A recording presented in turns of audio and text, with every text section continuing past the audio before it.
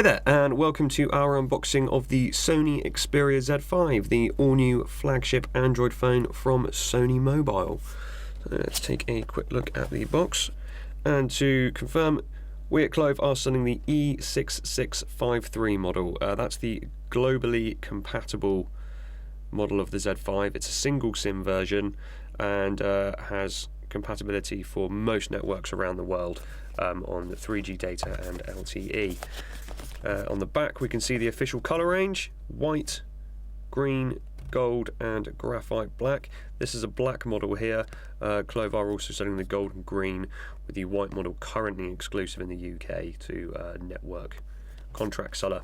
And a couple of little features we like on the Xperia Z range, which have been there since the start: the IP65/68 waterproofing, excellent, and confirmation of the new 23 megapixel camera module from Sony, which is making its debut in the Z5 range.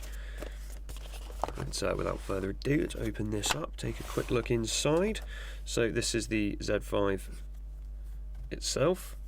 I'll put that to one side just for the moment and take a look at the rest.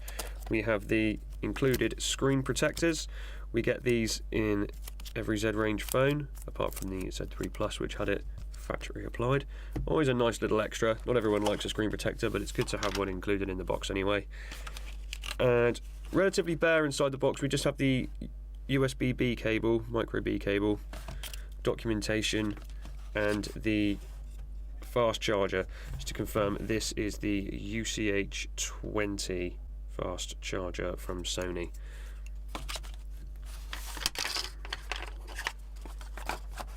So onto the phone itself. It's similarly sized in the hand to the other flagships. If you're looking at a Samsung Galaxy or an LG G4, similar in the hand, relatively square. With these, it's got rounded corners, and these edges are ever so slightly kind of rounded as well, but still a relatively square block. Feels very balanced in the hand though. That's something that's been true of all Sony Z phones. It doesn't feel top heavy, bottom heavy. No matter which way you hold this up, it feels balanced. It doesn't ever feel like it's going to tip away from you, which is always very nice. Looking at the features on the manufacturing, the headphone port is on the top left.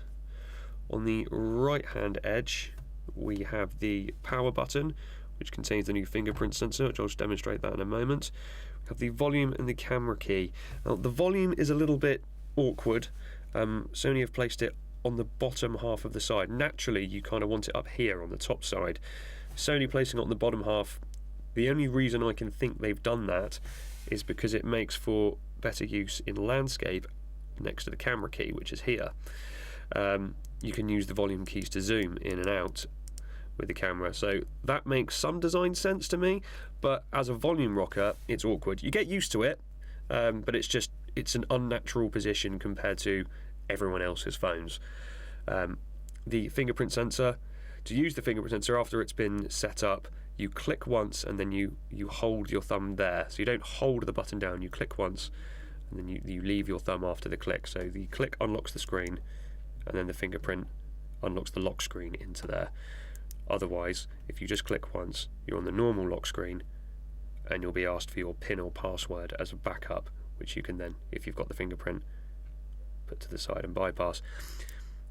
I like it a lot. It's really quick. Say what you like about fingerprint sensors, biometric authentication, privacy issues, etc. They're here to stay on flagship phones. They're now on iPhone, they're on Samsung, they're on Sony, they're on HTC. You got to have one on a flagship phone now. On the bottom, we've got the USB port.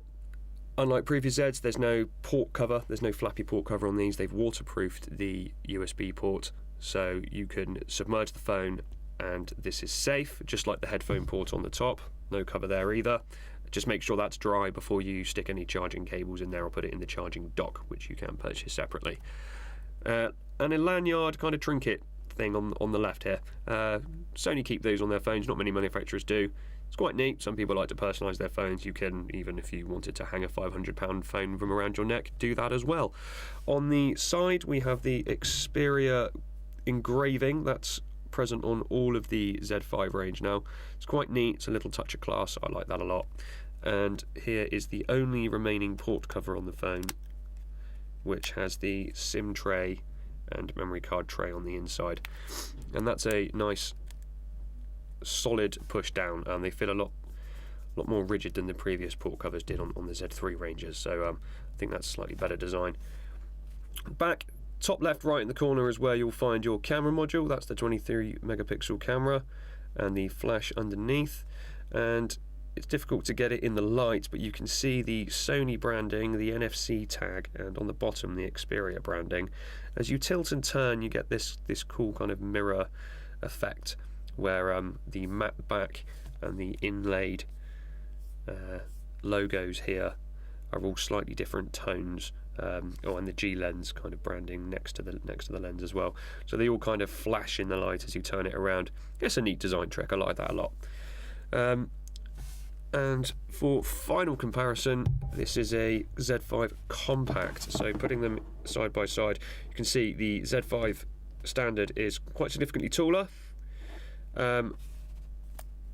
It is a touch wider as well, but not massively so. Has to be to get that bigger screen in. The biggest difference is in the thickness. As you can see here, the Z5 compact is significantly thicker in the hand. So it's almost like they've kind of put a rolling pin to the compact to get to the standard size. In the hand though, very similar. The Z5 is a little bit weightier, but in the hand these two are very similar. So and with the prices being very similar and the specifications almost identical, really is a case of picking what suits your hand better. Personally, I'd probably go for the compact. I just like something a bit smaller in my pocket. But if I was a big media enthusiast, I'd be going for the standard Z5. It still feels like it's very good in the hand. So there we have it. It is the Sony Xperia Z5. Thanks for watching.